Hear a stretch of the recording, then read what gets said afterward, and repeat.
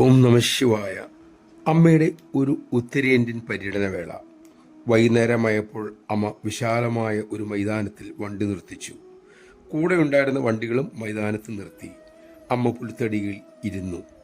അമ്മയ്ക്കരിയിലെത്താനായി മക്കൾ തിടുക്കത്തിൽ വന്നുകൊണ്ടേയിരുന്നു.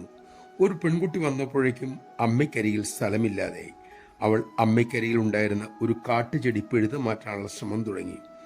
അത് കണ്ട് അമ്മ ഉടൻ അവളെ തടഞ്ഞുകൊണ്ട് പറഞ്ഞു, അരുത് മോളെ.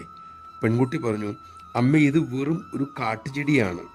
അമ്മ അരുളി, മക്കളെ അങ്ങനെയല്ല, അതിലും ഈശ്വര ചൈതന്യമുണ്ട്. ഈശ്വരൻ എല്ലായിടത്തും നിറഞ്ഞു നിൽക്കുകയല്ലേ, അതിന് വേദന എടുക്കും.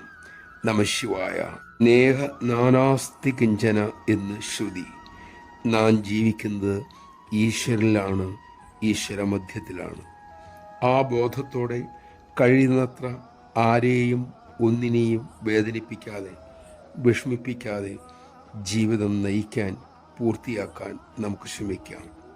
ആ ബോധത്തോടെ ദൈനംദിന ജീവിതം തുടരാനുള്ള ശക്തിക്കായി അമ്മയോട് പ്രാർത്ഥിക്കാം.